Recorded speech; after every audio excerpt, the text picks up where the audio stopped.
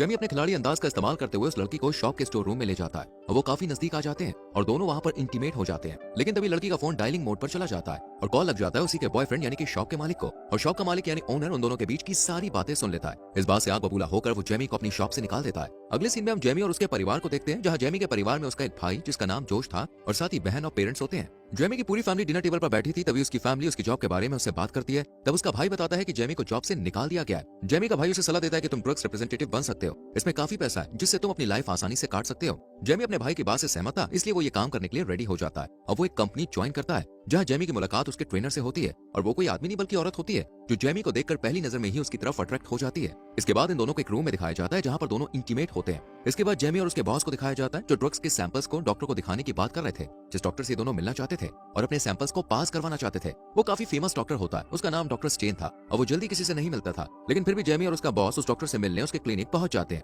जहाँ Jamie doctor का wait करते करते काफी बोर हो जाता है। तभी सामने बैठी रिसेप्शनिस्ट को देखकर उसके खुराफाती दिमाग में एक आइडिया क्लिक करता है और वो रिसेप्शनिस्ट को अपनी बातों में ले लेता है और अंदर जाने की परमिशन मिल जाती है, जहां पहुंचकर जेमी अपना मास्टरमाइंड चलाता है और वहां रखे सैंपल्स को अपने सैंपल में एक्सचेंज कर देता है और दूसरे सैंपल्स को वो डस्टबिन में फेंक देता है। अब अगले दिन का सीन दिखाया जाता है जहां पर जेमी की मुलाकात उसी डॉक्टर से होती है जिससे ये लोग एक दिन मिलने गए थे। जेमी डॉक्टर को इम्प्रेस करने के लिए $1000 का चेक ऑफर करता है, जिसे देखकर डॉक्टर काफी शॉक्ड होता है। लेकिन वो अपनी चिकनी चुपड़ी बातों से डॉक्टर को पटा लेता है और डॉक्टर के काफी क्लोज हो जाता है और डॉक्टर के क्लिनिक में उसे एंट्री भी मिल जाती है।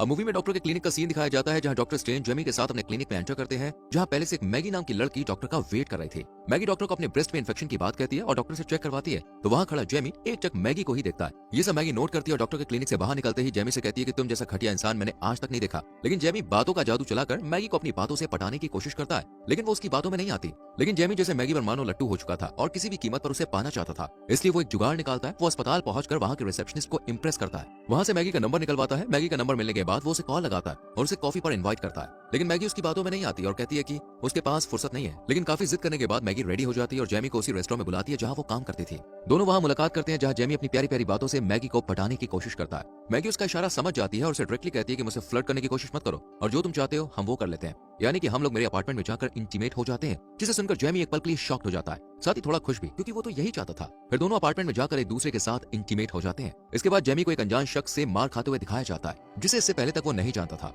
इस आदमी का नाम ट्रे होता है। दरअसल ये भी ड्रग्स रिप्रेजेंटेटिव था जो जेमी की तरह अपनी दवाइयों के सैंपल्स डॉक्टर को दिया करता था और उसे पता चल चुका था कि अस्पताल में उसके रखे हुए सैंपल्स को जेमी चेंज करके डस्टबिन में फेंक देता था। इसके बाद हम जेमी और मैगी को देखते हैं जहां जेमी मैगी से मिलने जाता है और उसके लिए फ्रूट्स लेकर जाता है। जेमी को देखकर मैगी काफी सरप्राइज होती है और उसके साथ डिनर करती है। बातों ही बातों में मैगी जेमी से कहता है कि उसे किसी रिलेशनशिप में नहीं पड़ना है, क्योंकि उससे पहले वो ट्रे के साथ रिलेशनशिप में थी। वही ट्रे जो ड्रग्स एग्जीक्यूटिव था। इसके बाद जेमी और मैगी एक दूसरे के साथ रिलेशन बनाने लगते हैं, लेकिन जेमी को ऐसा लगता है कि शायद वो गलत कर रहा है, उसे ऐसा नहीं करना चाहिए था।